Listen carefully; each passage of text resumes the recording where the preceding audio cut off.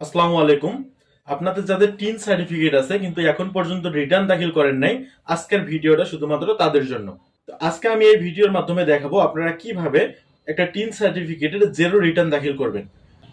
আপনার tin certificate আছে কিন্তু আপনি বৎসরিক কোনো রিটার্ন দাখিল করতেছেন না, তো সামান্য এই কারণে আপনার নামে কিন্তু মামলা পর্যন্ত হতে পারে। তো আজকের এই ভিডিওর মাধ্যমে আমি দেখাবো কিভাবে আপনারা অনলাইনের মাধ্যমে জেরো রিটার্ন দাখিল করবেন। আপনারা কিন্তু অনেকে বিভিন্ন কারণে টিন সার্টিফিকেট খুলে ফেলছেন কিন্তু কোনো কারণবশত এটা কোনো কাজে আসতেছে না, কিন্তু এটা বাতিলও করতে পারতেছেন না। তো অবশ্যই আপনাদের রিটার্ন দাখিল করতে হবে। আর আপনাদের ইনকাম যদি 3,50,000 টাকার বেশি হয় বৎসরিক, তাহলে আপনাকে অবশ্যই কর দিতে হবে। এবং যদি বৎসরিক ইনকাম 3,50,000 টাকার কম হয়, তাহলে আপনাকে জেরো রিটার্ন দাখিল করতে হবে। তো আজ আমি এই ভিডিওর মাধ্যমে দেখাবো আপনারা কিভাবে অনলাইনের মাধ্যমে জেরো রিটার্ন দাখিল করবেন। তো রিটার্ন দাখিল করার জন্য আপনাদের সর্বপ্রথম যে কাজটা করতে হবে, আপনার মোবাইলে যে ক্রোম ব্রাউজারটা আছে এই ব্রাউজারটা ওপেন করবেন। এই ব্রাউজারে সরাসরি চলে আসবেন। ব্রাউজারে আসার পর উপরে যে সার্চ বার পাবেন, এখানে সার্চ বারে লিখবেন ই রিটার্ন। আপনারা স্পেলিংটা একটু ভালো করে দেখে নিন। ই রিটার্ন লিখে আপনারা সার্চ দিবেন। সার্চ দেওয়ার পর এখানে সর্বপ্রথম একটা ওয়েবসাইট শো করবে আপনাদের সামনে। ই রিটার্ন দেখতে পাচ্ছেন এখানে। এই ওয়েবসাইটে আপনারা চলে আসবেন। আপনারা যখন এই ওয়েবসাইটে চলে আসবেন, আপনাদের সামনে ঠিক এমন একটা ইন্টারফেস বের হবে। এখানে আপনাদের কিন্তু অনেকগুলো অপশন থাকবে। এখান থেকে ই-টিন, তার নিচে দেখতে পাচ্ছেন ই-রিটার্ন নামে যে অপশনটা, আপনারা এখানে ক্লিক করে দিবেন। তো এখানে ক্লিক করার পর আপনাদের সামনে আরেকটা অপশন থাকবে, সেটা হচ্ছে আপনি যদি এর আগে কখনো রিটার্ন দাখিল করেন, অর্থাৎ আপনি টিন সার্টিফিকেট খোলার পরে পরবর্তীতে যদি কখনো রিটার্ন দাখিল করেন, সেক্ষেত্রে আপনি কিন্তু আগেই একবার রেজিস্ট্রেশন করছেন। তো আপনাকে সে রেজিস্ট্রেশন করার কারণে লগ ইন করতে হবে। আর আপনারা যদি টিন সার্টিফিকেট করার পর একবারও রিটার্ন দাখিল না করেন, সেক্ষেত্রে আপনাদেরকে নতুন করে রেজিস্ট্রেশন করতে হবে। তো আমি কিন্তু অলরেডি আগে থেকে রেজিস্ট্রেশন করে রাখছি, কেননা আমি গতবার রিটার্ন দাখিল করছি, যার কারণে আমার কিন্তু রেজিস্ট্রেশন করা আছে। আর আপনাদের যাদের রেজিস্ট্রেশন করা নেই, আপনারা এখানে ক্লিক করবেন আই অ্যাম নট রেজিস্ট্রেশন, এখানে ক্লিক করে দিবেন। এখানে ক্লিক করার পর এখানে ক্রপ করে দিবেন। এরপর এখানে দেখতে পাচ্ছেন টিন সার্টিফিকেটে যে উপরে নাম্বারটা দেওয়া আছে, টিন নাম্বার, এই নাম্বারটা এখানে বসাই দিবেন। এরপর এখানে মোবাইল নাম্বারের অপশনে আপনার যে নিজের মোবাইল নাম্বার, অর্থাৎ যার নামে আপনি টিন সার্টিফিকেটটা করছেন, আপনার বাবার নামে যদি করে থাকেন অথবা আপনার মার নামে যদি করে থাকেন, আপনার বাবার নামে করলে আপনার বাবার নামের এখানে মোবাইল নাম্বার দিবেন, আপনার বাবার নামে যে সিমটা রেজিস্ট্রেশন করা। এবং যদি মার নামে করেন, তাহলে তার নামে যে রেজিস্ট্রেশন করা সিম আছে তার মোবাইল নাম্বারটা অবশ্যই লাগবে। এবং পিন যখন আপনারা সেট করতে যাবেন, সেক্ষেত্রে এখানে আপনাদের হ্যাশট্যাগ অথবা স্টার চিহ্ন অথবা কমা, ডারি, যে কোনো চিহ্ন একটা সেট করতে হবে, তাছাড়া কিন্তু পিনটা সেট আপ নেবে না। তো আমার যেহেতু রেজিস্ট্রেশন করা আছে, আমি রেজিস্ট্রেশনের প্রক্রিয়াটা দেখাবো না আপনাদের, আমি সরাসরি এখানে সাইন আপে ক্লিক করব। সাইন ইনে ক্লিক করার পর এখানে আমি আমার টিন নাম্বারটা দিয়েছি, দেখতে পাচ্ছেন, তার নিচে পাসওয়ার্ডটা দিয়েছি এবং এখানে যে ক্যাপচাটা আছে এই ক্যাপচাটা আমাকে পূরণ করতে হবে। তো আমি এই ক্যাপচাটা পূরণ করে দিব। তো এই ক্যাপচাটা পূরণ করার পর লগ ইন করার পর সাথে সাথে আমার কিন্তু প্রোফাইলে এখানে চলে আসছে, আপনারা দেখতে পাচ্ছেন ই রিটার্ন। এখানে কর্নারে আমার যে এই ই রিটার্ন অর্থাৎ টিন সার্টিফিকেটটা খোলা আছে যে আইডি কার্ড দিয়ে, এখানে আমার আইডি কার্ডের ছবিটা শো করানো আছে। আপনারা যখন এখানে আপনাদের অ্যাকাউন্টে প্রবেশ করবেন, এখানে আপনাদের আইডি কার্ডের ছবিটা কর্নারে শো করাবে, অর্থাৎ আপনি যার নামে টিন সার্টিফিকেটটা খুলেছেন তার আইডি কার্ডের কিন্তু ছবিটা এখানে শো করাবে। এরপর আমরা যেহেতু রিটার্ন দাখিল করব, এরপর এখানে যে দেখতে পাচ্ছেন থ্রি ডট, এখানে থ্রি ডটে ক্লিক করবেন। আর একটা কথা বলে রাখি, আপনারা এই কাজটা করার জন্য এখানে ডেস্কটপ মোডটা অন করে নেবেন, তাহলে আপনাদের সুবিধা হবে। তো এখানে থ্রি ডটে ক্লিক করে আমরা ডেস্কটপ মোডটা অন করে নিচ্ছি। এই যে ডেস্কটপ মোড, এখানে আমরা ডেস্কটপ সাইডে ক্লিক করে ডেস্কটপ মোডটা অন করে নিব। তো আপনারা যখন এখানে ডেস্কটপ সাইটটা অন করে দিবেন, এরপর এখানে কর্নারে আবার চলে আসবেন। এখানে থ্রি ডট দেখতে পাচ্ছেন, থ্রি ডটে ক্লিক করবেন। থ্রি ডটে ক্লিক করার পর এখানে আমরা যেহেতু রিটার্ন দাখিল করব এবছরের, সেক্ষেত্রে এখানে আপনারা দেখতে পাচ্ছেন রেগুলার ই রিটার্ন নামে যে অপশন দেখতে পাচ্ছেন, এখানে এই রেগুলার ই রিটার্নে ক্লিক করে দিবেন। এরপর আপনারা যখন রেগুলার ই রিটার্নে ক্লিক করে দিবেন, তার পরবর্তীতে আপনাদের সামনে ঠিক এমন একটা ইন্টারফেস চলে আসবে। আপনারা এই সাইটটা একটু জুম করে নেবেন। জুম করে নিয়ে এখানে আমরা যেহেতু জিরো রিটার্ন দাখিল করব, এখানে আমাদের বিস্তারিত বলার প্রয়োজন নেই। আপনি যদি স্টুডেন্ট অথবা ব্যবসায়িক হন, আপনার যদি 3,50,000 টাকার নিচে ইনকাম হয় প্রতি বছরে, সেক্ষেত্রে আপনারা যেহেতু জিরো রিটার্ন দাখিল করবেন, তাহলে এখানে আমি পুরো বিস্তারিত বলবো না, শুধু কিভাবে জিরো রিটার্ন দাখিল করবেন আমি এটাই দেখাবো স্যাম্পল। তো এখানে সেলফ উপরে দেখতে পাচ্ছেন, এখানে সেলফই থাকবে। এরপর অর্থ বছর কিন্তু এখানে অটোমেটিক দেওয়া থাকে 2024-25, এটা দেওয়াই আছে, এখানে আমাদের লেখার কোনো প্রয়োজন নেই। এখানে ফর্ম 2 দুইটাই থাকবে, আমরা চেঞ্জ করব না। এরপর নিচে যে অপশনগুলো দেখতে পাচ্ছেন, এখানে প্রথমের অপশানটা আপনারা নো করে দিবেন। নো করে দেওয়ার পর তার পরবর্তীতে যে অপশানটা আছে এটাও নো করে দিবেন। তার নিচে যে অপশনটা আছে এটা আপনারা রিসাইডেন্স এটা করে দিবেন। এরপর আপনারা নিচে যে অপশন দেখতে পাচ্ছেন সেভ অ্যান্ড কন্টিনিউ নামে একটা অপশন পাবেন, এখানে সেভ অ্যান্ড কন্টিনিউ ক্লিক করে দিবেন। এরপর আপনারা যখন সেভ অ্যান্ড কন্টিনিউ ক্লিক করবেন তারপরে আপনাদের সামনে ঠিক এমন একটা ইন্টারফেস বের হবে। তো এখানে আপনারা এই সাইডটা একটু, আমি আবারও দেখাই, এই সাইডটা একটু জুম করে নেবেন। হ্যাঁ, এই সাইডটা জুম করে না নিয়ে এরপরে এই যে ওপরে যে অপশনটা দেখতে পাচ্ছেন এখানে আপনারা এটা নো করে দিবেন। তারপরে আপনাদের এই যে ওনার মোটর কার, আপনাদের মোটর যদি এই কার গাড়ি থাকে সেক্ষেত্রে ইয়েস দিবেন, আর যদি না থাকে সেক্ষেত্রে নো করে দিবেন। এরপর এটা নো করে দিবেন, তার নিচে যে অপশনটা আছে এটাও নো করে দিবেন।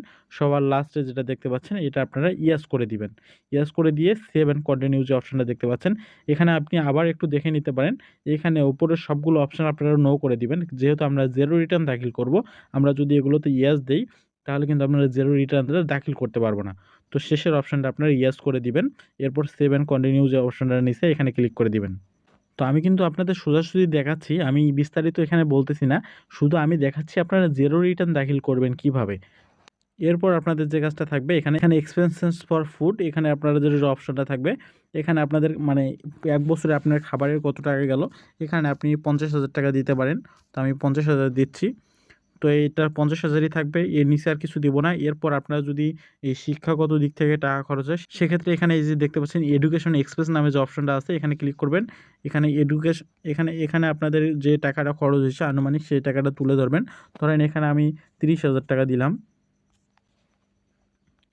এরপর নিচে যে অপশনগুলো আছে এনি আদার এক্সপেন্স, এখানে আমি হচ্ছে কত দিব, 40,000 টাকা দিলাম।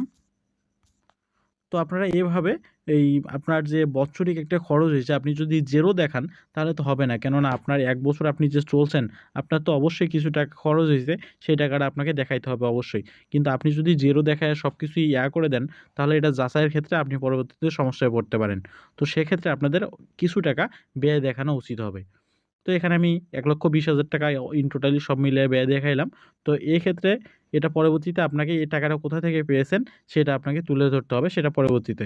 তো এটা দেওয়ার পর পরবর্তীতে আপনি নিচে এখানে যে অপশনগুলো আছে এগুলো পূরণ করার প্রয়োজন নেই। জাস্ট এইভাবে স্যাম্পল এগুলো তুলে ধরবেন, বেশি টাকা এখানে তুলে ধরবেন না। পরবর্তীতে সেভ অ্যান্ড কন্টিনিউ এখানে ক্লিক করবেন। এর পরবর্তীতে আপনাদের সামনে ঠিক এমন একটা ইন্টারফেস বের হবে। তো এবার আপনাদের যেটা তুলে ধরতে হবে এখানে দেখতে পাচ্ছেন সোর্স অফ ফান্ড নামে যে অপশনটা আছে এখানে একটা ক্লিক করে দিবেন। এখানে ক্লিক করার পর আপনাদের যে কাজটা করতে হবে, আপনি যে 1,20,000 টাকা ব্যয় করলেন 1 বছরে, এই টাকাটা কোথা থেকে পেলেন? আপনার তো কোনো আর্নিং নেই। আর আর্নিং থাকলে আপনাকে তো দিতে হবে, কর দিতে হবে টাকাটার।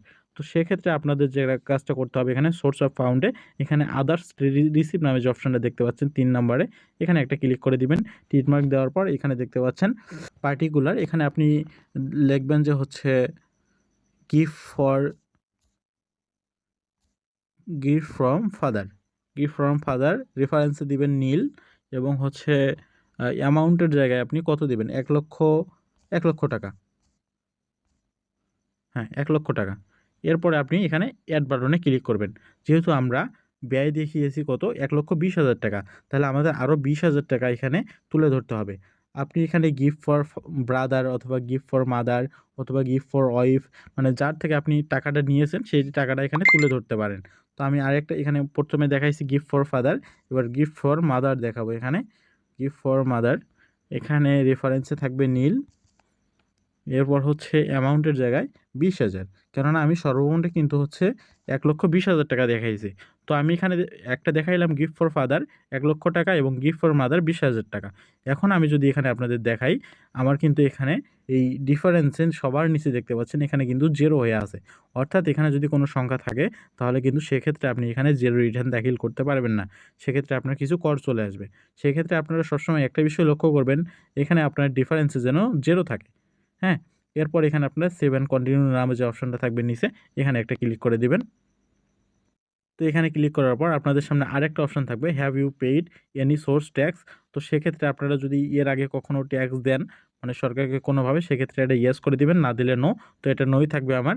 এরপর হচ্ছে আপনাদের যে কাজটা করতে হবে, এখানে আর কোনো ফর্ম পূরণের অপশন নেই, এখানে আপনারা সরাসরি প্রসেস টু অনলাইন রিটার্ন এখানে ক্লিক করে দিবেন। আপনারা যখন ওখানে ক্লিক করে দিবেন এরপর আপনার যতগুলো তথ্য আছে এখান থেকে এই সবগুলো তথ্য এখানে শো করাবে। এখান থেকে এই তথ্যগুলো আপনারা চাইলে সেভ করে রাখতে পারেন এগুলো আপনার ব্যক্তিগত তথ্য, পরবর্তীতে আপনার রিটার্ন দাখিল করার ক্ষেত্রে আপনি এগুলো দেখে নিতে পারেন। তো এগুলো ততটাও গুরুত্বপূর্ণ না। এরপর এখানে সাবমিট রিটার্ন নামে যে অপশনটা আছে এখানে ক্লিক করে দিবেন। আমি এখানে সাবমিট রিটার্নে ক্লিক করে দিলাম। এরপরে আমাকে জানানো হচ্ছে do you want to submit return, মানে শিওর হতে বলতেছে। হ্যাঁ, আমি শিওর, ইয়েসে ক্লিক করে দিব। তো দেখতে পাচ্ছেন আমার কিন্তু রিটার্নটা অলরেডি দাখিলা হয়ে গেছে। তো আপনারা খুবই সহজে সিম্পলভাবে নিজের রিটার্নটা নিজে দাখিল করতে পারবেন। যদি এরপরেও আপনাদের কারো সমস্যা হয়, আমার এই ভিডিওর ডিসক্রিপশন বক্সে আমার ফেসবুকের প্রোফাইলের লিঙ্ক দেওয়া থাকবে, সেখান থেকে আমাকে সরাসরি নক দিবেন। সেক্ষেত্রে আমি আপনাদের রিটার্নটা দাখিল করে দিতে পারবো। ক্লিক করবেন, ক্লিক করার পর আপনার রিসিপ্টটা বের হয়ে যাবে। এখান থেকে আপনি ডাউনলোড করে নিতে পারবেন। এই যে নিচে ডাউনলোড লেখা থাকবে, এখান থেকে ডাউনলোডে প্রেস করে দিবেন, আপনাদের রিসিপ্টটা কিন্তু ডাউনলোড হয়ে যাবে। তো এই ছিল আজকের ভিডিও রিটার্ন সম্পর্কে। যদি আরও কারো সমস্যা থেকে থাকে যে রিটার্ন দাখিল করতে পারতেছে না, আপনারা চাইলে তাদের কাছে ভিডিওটা শেয়ার করে দিয়ে তাদের অবগত করতে পারেন। আর এরকম নতুন নতুন ইন্টারেস্টিং ভিডিও পাওয়ার জন্য আমার এই চ্যানেলটি সাবস্ক্রাইব করে পাশে থাকা বেল আইকনটি অল করে দিয়ে রাখবেন। ধন্যবাদ এতক্ষণ আমার সাথে থাকার জন্য।